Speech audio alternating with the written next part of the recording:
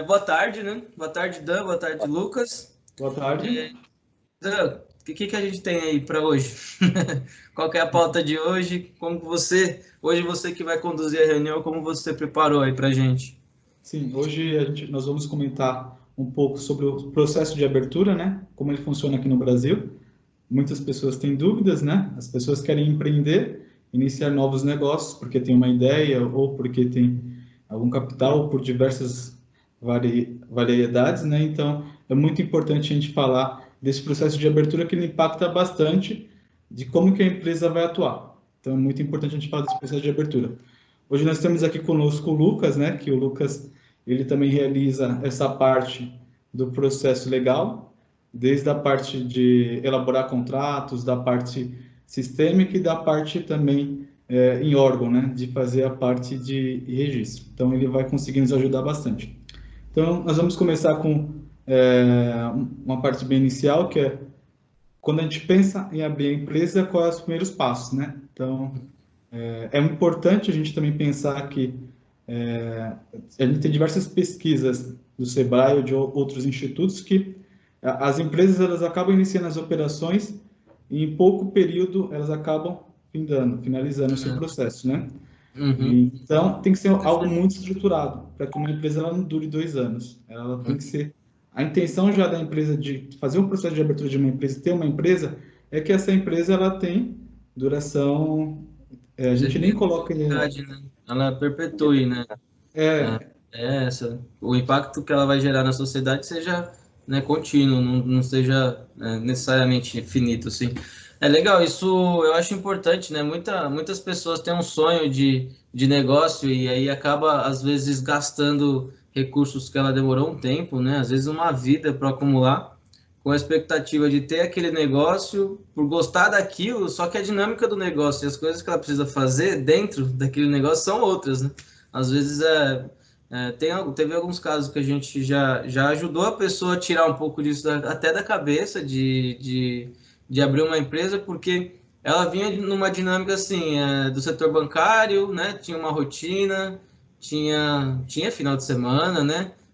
Já conhecia as pressões ali, né? Por resultado que ela vivia, mas indo para o negócio que ela imaginava, partindo, né, terminando a carreira no setor bancário para empreender, ela não ia ter mais final de semana, ela ia ter que lidar com funcionários, ela ia ter que lidar com fornecedores, ia ter toda a parte administrativa para dar atenção, né? Ter que saber lidar com as características do mercado que ela ia estar ali, então trabalhar com preço, ter concorrência desleal nesse caso até, porque era um mercado já um pouquinho mais complicado. Então, no fim, depois ela estudar realmente o que seria aquele sonho, ela desistiu nesse caso, né? Então é interessante isso. Pensar é, é bastante antes de começar um negócio. É importante, quando a pessoa tem uma ideia, tem a pretensão de abrir um negócio, ela participar de alguns eventos de network, né? De pessoas da Sim. área, trocar ideias, então participar de feiras de empreendedor, falar um pouco com Sebrae, o né? Sebrae, que o Sebrae Hoje tem consegue muita contribuir coisa, bastante. né? O Sebrae é ótimo para essas coisas. Sim, Uhum. Então, então é interessante a pessoa circular por esses meios para entender o mercado, desde a parte operacional, administrativa, comercial, que é muito importante, né? Então, nós vamos falar então de como funciona inicialmente o processo, né, de abertura. A gente já falou do primeiro tema que é muito importante. Às vezes o pessoal pensa que é simples, né, decidir isso, mas tem bastante impacto que é o nome, a marca, né, que é algo muito exatamente, importante. Lucas, você exatamente. pode falar um pouco para nós aí um pouco do nome? Com certeza. Bom, iniciando pelo nome, o geralmente acontece de problema que temos, que é com muita frequência? A pessoa vem com tudo estruturado, né? Tem todo aquele planejamento, vem com o nome perfeito na cabeça. Olha, Lucas, é isso, é isso, é isso, eu quero assim, dessa forma. A partir do momento que a gente faz, não há essa pesquisa, não há essa busca pelo nome antecipadamente de dar entrada ao processo, isso acarreta um problema muito grande futuramente. Por quê? Retorna um processo com exigência, com colidência de nome, alegando que o mesmo já possui algum registro, tanto na junta comercial ou em algum outro órgão de registro, quanto cartório, qualquer outro órgão de registro. Então, quando a gente vai iniciar uma empresa, primeira etapa que faremos é o quê? Uma análise de toda a estruturação, a documentação da empresa, iniciando pelo nome, como o Danilo comentou, né? É importante Importante. não ficar limitado à pesquisa do nome somente aos órgãos, tanto a junta, cartório, como também a gente tem que fazer a pesquisa também no INPE, né? E Porque é o NPI. registro de marcas e patentes. Então, se a empresa tem intenção de registrar aquela marca, para não dar dor de cabeça, a empresa tem que fazer também essa pesquisa prévia, né? Perfeitamente. Sim. Exatamente. Como a gente verificar também que algumas empresas pesquisam o nome nesses dois órgãos, só que ainda tem uma terceira empresa que tem um site com aquele nome. Então a pesquisa ela tem que ser bem ampla. Fica a oportunidade de colocar o nome da sua empresa que não está registrado. Quem está fazendo a pesquisa de mercado, ele vai pesquisar pelo nome principal daquela empresa, né? E na realidade ela vai se relacionar com outras pessoas. Então é algo muito importante a gente ter a marca, o nome registrado. Nós vamos para o segundo item, né, que seria o objeto, a atividade que a empresa vai realizar. Exatamente. A gente vai falar um pouquinho sobre o objeto. O objeto ele é algo essencial, né, do seu projeto. Se você não sabe o que começar, é o objeto quem diz o que você vai fazer da sua empresa, tá? Então, o que seria o objeto social? Tudo aquilo que será realizado mediante o seu serviço, a sua execução do seu trabalho, o que você vai gerar com a sua empresa, o que você quer gerar, qual o tipo de serviço, qual a demanda, seria o objeto social, né? Então, são atividades que você vai executar ao decorrer do tempo, tá? Isso é essencial para o começo, porque é com base nisso que a gente vai acarretando as demais informações para colocar no CNPJ, para colocar tanto na minuta contratual, né? Então, é algo que dali vamos dizer assim, que além do nome é o pontapé inicial, né? É a parte-chave da empresa para a gente poder iniciar, estruturar todo o seu negócio. Sim, isso determina uma série de outras coisas depois, né? Estrutura da parte fiscal, né? A estrutura da parte contábil, a estrutura do, né, sindicato e um monte de coisa vem depois. A atividade que ela vai praticar. Sim. Exatamente. O sindicato que você participa, quanto que você vai pagar de imposto. A atividade é algo muito importante que dali deriva diversas outras coisas que vão acarretar no futuro após a abertura da empresa. É importante também o pessoal já pegar a atividade que ela vai realizar e tentar desenhar de forma bem ampla, porque é comum a gente verificar algumas empresas que colocam 3 atividades no objeto e no meio do caminho esqueceu de colocar uma atividade. E aí tem que fazer um outro processo, né? Custa de novo, né? Você tem que atualizar tudo que foi feito praticamente de novo, adicionando isso, né? Exatamente. E até mesmo se você não souber exatamente o que você quer do seu objeto, tem muita gente que coloca milhares de coisas e acaba emitindo nota como uma outra atividade que não tem nada a ver relacionada ao seu objeto, entendeu? Aí, no final de contas, você fez todo um estudo, achou que ia ser aquilo e não é. Aí vai daquilo você ter que arrumar tudo novamente, porque sua nota fiscal está saindo errado, sua venda está saindo errado, então você vai ter que gerar um outro custo. Então, antes de começar, de iniciar, de trazer essa ideia para nós, a pessoa estudar bastante, né? O empresário procurar bastante e bem minuciosamente ver o que de fato ele vai executar no serviço para a gente colocar bem detalhadamente no contrato. Isso ajuda bastante. Sim, vamos então para o terceiro ponto, que é a pesquisa de endereço, que está atrelado um pouco à atividade, por isso que eu trouxe a atividade primeiro. Então, Exatamente. vamos para a pesquisa de endereço. Pesquisa de endereço, ela vem muito atrelada à atividade, por quê? Diversos locais hoje têm uma zona que não é permitido diversas atividades, né? São zonas que são separadas pela prefeitura, que indica que o local ele não é apropriado para a execução de certas atividades. Então, o que a gente faz? A partir do endereço, a gente gera uma pesquisa, tá? Mediante a prefeitura, órgãos regulamentadores como o CETESB, Corpo de Bombeiros, todo que involucra, né, o endereço, a região ali, o espaço que você quer executar para a sua tarefa, e fazemos essa pesquisa de imediato para ver se o local, de fato, ele é permitido, né, para poder ter a execução daquele serviço no local. Então, é muito importante a gente ter o quê? A atividade bem relacionada, como comentado anteriormente, e um endereço que você saiba antes, né, de abrir a empresa no local, fazer essa pesquisa, do endereço para ver se o local é apropriado, porque tivemos diversas ocasiões aí, clientes que chegaram, que após de muito tempo aberto executando aquela atividade naquele local, verificaram que o local não era permitido e acabou sendo autuado pela prefeitura, pela vigilância sanitária, qualquer outro órgão regulamentador. Então, é de extrema importância a gente fazer toda essa análise do endereço antes mesmo de iniciar a abertura para ver se é possível que a atividade seja executada naquele local. Às vezes você faz uma contratação de um aluguel, as empresas, inicialmente, elas já vão procurar lugar, já fecha com a imobiliária aquele lugar, só que sem fazer essa consulta prévia. Quando vai ver, aquele endereço não está disponível. Quando vai ver, às vezes tem uma empresa já registrada naquele endereço e você tem um contrato agora com uma imobiliária ou com algum locatário que você tem responsabilidades. E aí, para você desfazer esse contrato, é algo muito complicado, né? Então, é importante fazer a pesquisa. O pessoal, esse detalhe aí vira um problema, né, razoável depois, porque às vezes já, né, tem muita coisa, muita ansiedade, né, no início de uma atividade. Às vezes a oportunidade de alguns negócios já começam a escapar da mão do empreendedor ali, e aí esses cuidadinhos assim que a gente precisa ter, se não assistir esses pontos direito, aí depois acaba gerando uma série de impasses, né?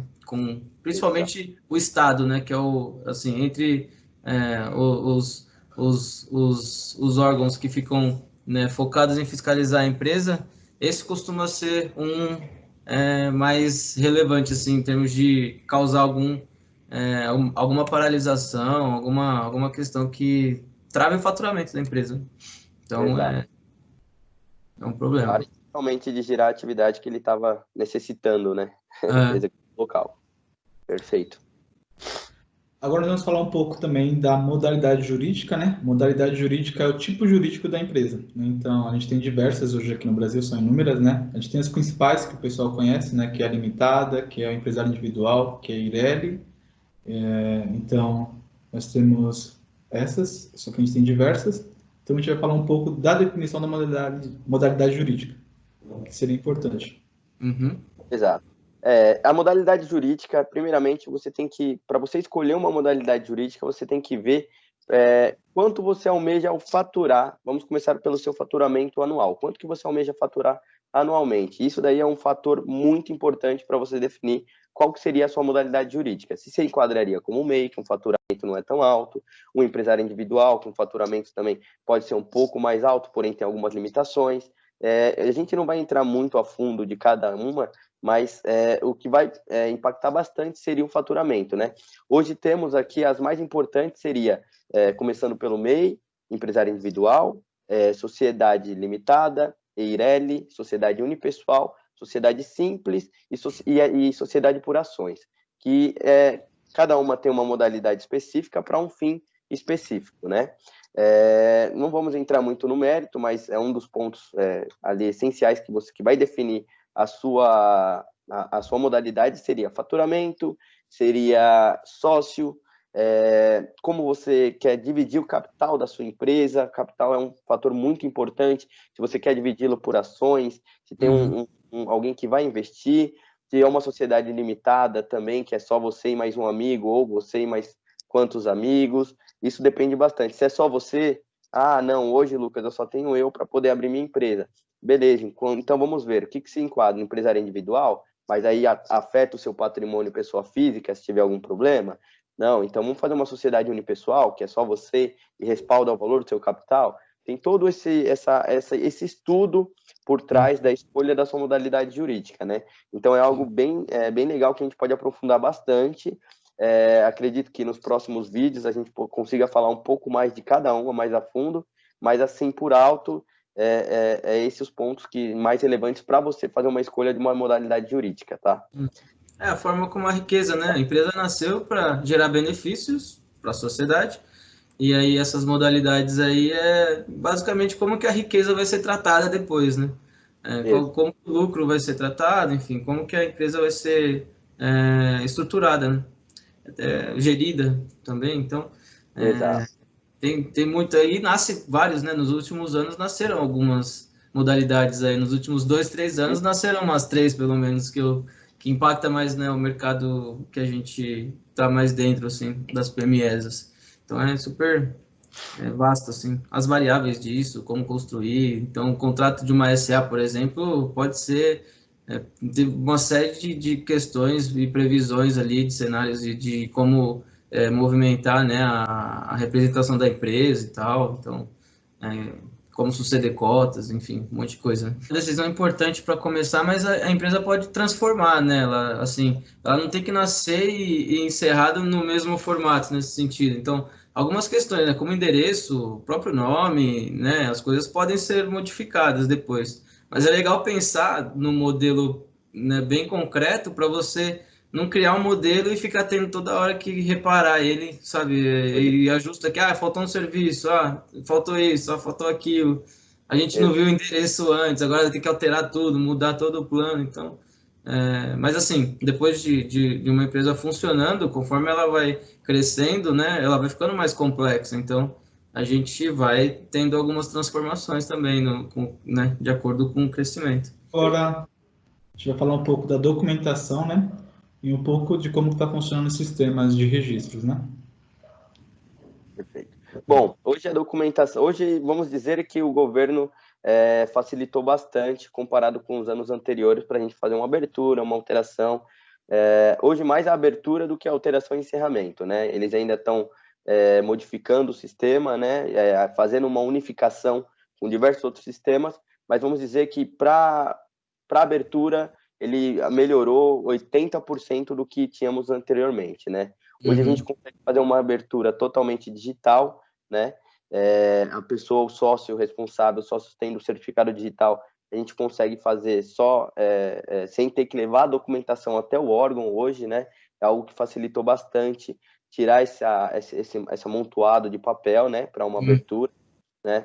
Então, a unificação que ele está tendo hoje também é algo muito bom, muito bom. Por quê? Antigamente a gente tinha aquela divisão de setores, né, de órgãos. Primeiro, o que você faria? Você solicitava toda essa documentação, me vê cópia autenticada disso, cópia autenticada daquilo. O cliente ele tinha que ir lá e reconhecer firma, tirar a cópia autenticada, e faz isso, e faz aquilo, e chegava com toda aquela documentação que a gente juntava, ia até a junta, faltava alguma coisa. Aí tinha aquele retrabalho de voltar, e você falava, poxa, aí já tardava um pouco mais do que o esperado, né? Então, hoje já não, a gente tem uma facilidade, o governo passou uma facilidade, até mesmo para o contador, uma credibilidade, né, que nós temos hoje como contador, de poder reconhecer esses documentos como verídico, né? A gente tem como reconhecer uma assinatura como verídica, sem ter aquele desgaste do sócio ter que ir até o local, né? Então, a gente teve toda essa facilidade disponibilizada pelo governo hoje.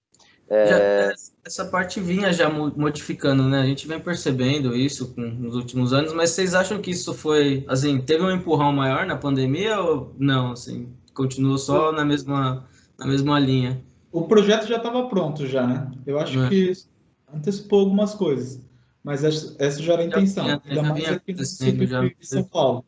Uhum.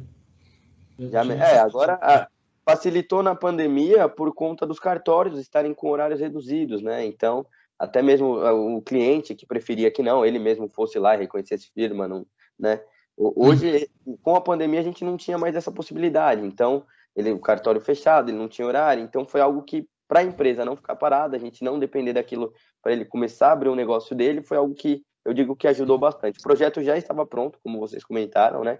A gente já vinha executando esse formato há algum tempo, mas eu acredito que ajudou bastante, sim, por conta da pandemia também, né? Fora isso, não sei se quer falar já da unificação também, né, dos sistemas que houve. Antigamente, eles tinham que ir na junta comercial, após junta voltava, levava o contrato na Receita, né? A Receita já tinha aquele vínculo com a Secretaria da Fazenda, né, o mesmo órgão, e após a Receita tinha que ir na Prefeitura, levar toda essa documentação. Então, a gente ia fase por fase, indo a cada local levar tudo isso daí. Hoje já não. Hoje o procedimento melhorou, eles conseguiram unificar tudo isso daí em uma só plataforma, diretamente que a gente manda para a junta, eles já cobram o DBE, que vai para a Receita, vinculado também com a viabilidade, que é agora o RLE que a gente tinha separadamente da Prefeitura. Então, eles conseguiram unificar todos os órgãos para enviar de uma só vez e ter todo esse retorno não ter aquele desgaste de ir até um órgão, depois o outro e após o outro. Algo que ajudou bastante, acredito, nos dias atuais também, né? Com essa praticidade eletrônico, né? A tecnologia vem ajudando bastante. Então, dos documentos, se previamente já o empresário já tiver, quem for assinar os documentos, né, já tiver o certificado digital, dependendo da modalidade jurídica, os sócios tiverem o certificado digital, esse CPF já contribui bastante para o processo eletrônico, né, Lucas? Então, é Exato. importante já ter essa ciência de contar com esse custo, porque esse custo acaba acelerando o processo, as idas e vindas, né? E ele se faz necessário também no processo depois seguinte. Então, por isso que é importante o empresário já ter o CPF para fazer esse processo. Hoje, né, facilita tudo, né? A certificação digital viabiliza uma série de questões que facilitam a vida demais, assim. Tanto o CPF como o próprio da empresa depois também, né? Depois de aberta, ela ter já ativado, né, o certificado para ela, movimentar as informações fiscais, é outro mundo, né? Nesse contexto todo, a gente também tem que pensar, quando a gente está fazendo um processo de abertura, também em fatores tributários, econômicos, né? Então, é importante também ter o alinhamento da definição do regime tributário nesse processo. Então, de acordo com as atividades, de acordo com os produtos ou serviços que vão ser comercializados, é interessante ser feito também um estudo tributário para alinhar esse processo também de abertura para o empresário verificar também quais serão os custos envolvidos no processo dele. E Seria qual algo o importante provável também. mais adequado nele também, né? Ele entender na dinâmica dele de custo, o que gera crédito, o que não gera, tal, o impacto dos impostos na operação dele, entender, né? Qual fica mais econômico, assim, mais sustentável para a empresa. Porque tem bastante empresas que realizam o processo de abertura, definem as atividades e não pensam no regime tributário. Às vezes tem atividade que é impeditiva para um regime tributário, que aí você tem que voltar depois e fazer uma alteração que às vezes ela pode ser indesejada, dependendo do momento. Então é importante, nesse processo de abertura, também já pesquisar e fazer esse alinhamento do regime tributário, né? Se a gente pensa, a empresa que está iniciando as atividades, naturalmente a empresa no primeiro ano, às vezes até 2 anos, a empresa pode ter um custo muito alto, pode estar no prejuízo, né? De uma hora para outra que a empresa vai ter lucro. Então, às vezes, o regime tributário do lucro real pode ser até importante para quem está iniciando as atividades. Assim Sim. também o lucro presumido, dependendo do faturamento que a empresa vai ter, o histórico, né? Então, é importante parar, analisar a pretensão econômica, né, que a empresa vai ter, quanto que a empresa pensa em ter de custos, despesas e receita, desenhar esse fluxo com um profissional contábil e já definir o regime tributário, alinhar com a atividade do objeto social, né, para depois seguir com todos esses passos. Outro ponto que a gente vai falar um pouco também é das cláusulas facultativas, né? Ou das cláusulas comuns, que também é algo importante para pensar no processo de abertura. Lucas, Isso. pode falar um pouco? Hoje a gente tem as cláusulas obrigatórias, né? Que vai mais ou menos até a nona cláusula ali, que é onde fala do foro, né? O foro, a comarca que será executada. E temos as cláusulas facultativas. O que seriam as cláusulas facultativas? São cláusulas que você quer colocar a mais do que a junta comercial obriga, que o cartório obriga, que o governo obriga você a mencionar no contrato, né? Hoje as obrigatórias, eu vou entrar um pouquinho só, mas não em todas, seria a razão social, a descrição dos sócios, né? Capital, administração. Bom, essas são algumas que a gente colocaria como obrigatórias, né? Ao todo, são cerca de 8 ou 9 cláusulas que são obrigatórias. Facultativa, a gente pode colocar ali como um exemplo a dissolução da empresa. Caso ocorra a morte, né, vamos assim dizer, de um dos sócios, como que será diluída a empresa? Como será feita a dissolução? Você pode colocar uma cláusula ali, facultativa, vamos assim dizer, que ela amplie essa dissolução, que não caia somente só para os herdeiros, que a gente coloque algum adendo que possa facilitar para a distribuição depois do acontecido, né, do ocorrido. Então, assim, entrando no mérito, cláusulas facultativas são cláusulas que você colocam para agregar as cláusulas obrigatórias. São coisas que vocês têm em comum acordo, um com o outro, né, os sócios, para poder facilitar o desempenho da sociedade no seu decorrer do tempo, né, na sua evolução como empresa. É importante falar também, tanto das cláusulas, porque elas também podem ditar o andamento da empresa, né? Então, a gente tem cláusulas de administração, que pode travar um pouco a empresa, tem que ser algo importante. A gente tem diversas coisas que a gente tem que pensar na estrutura para depois a gente não ter problema até no quadro societário. Um sócio querer sair, então tem que ser algo com bastante exatidão, né? Exatamente. Até mesmo no fechamento, né? Tem a cláusula de fechamento do balanço, o período que será apurado, a gente coloca no contrato para ter esse controle, né? Por exemplo, se a gente quer poder mandar uma ata de distribuição de lucros e tudo certinho, tem que vir de acordo com o que está estabelecido, o período que vem estabelecido na própria minuta, né? A gente vai agora para, após esse processo de abertura, que são esses passos, né? A gente tem hoje o contrato emitido de forma eletrônica, né? Porque a gente também tem uma modificação, então o contrato é eletrônico. Algumas pessoas até estranham não ter aquelas 3 vias com elas, né? Mas o contrato é eletrônico. Mas a gente vai falar agora, depois do processo de abertura, os próximos passos, que seriam o quê? As licenças de funcionamento, né? É um leque muito extenso, né? Conforme vocês comentaram, é um leque muito extenso. Mas normalmente, assim, as principais é só para... A gente finalizou uma abertura também, o que vai depender disso daí, a atividade que você executa hoje. Geralmente, você quer executar uma atividade regulamentada, como exemplo, dentista, vamos chegar como médicos, advogados, todos eles têm órgãos de classe que regulamenta, né? Representante comercial. Então, assim que a gente, alguns até exigem que seja no período da abertura que tenha inscrição nesses órgãos, né? Então, posterior da abertura, que você faça essa inscrição nesses órgãos, contra o CRO, o CRC, né? Então, aí entra uma gama bem extensa. Mas o que hoje a gente mais pega de exemplos assim, finalizou a abertura, quando vai ver não tem um alvará de funcionamento, né? Porque hoje a abertura não é totalmente vinculada ao alvará de funcionamento. Hoje a abertura não vincula um corpo de bombeiros, né? Hoje a abertura não vincula uma CETESB, que é quando uma indústria, né? Então são diversas licenças de funcionamento que a gente tem hoje, que a maioria das empresas não tem. Foi feita a abertura, já está em execução do serviço, ele já tem uma vivência, vamos assim dizer, um tempo de vida razoável, de 2 a 3 anos, e quando você faz um levantamento, a mesma não possui nenhum tipo de alvará, né? Então, aí e a pessoa só percebe hoje, o empresário só vai perceber desse problema quando vem uma fiscalização. Eles não têm o conhecimento, que nem a gente comentou no início, né? Eles não têm o conhecimento de já pensar na abertura com todo esse propósito, dependendo da atividade, né?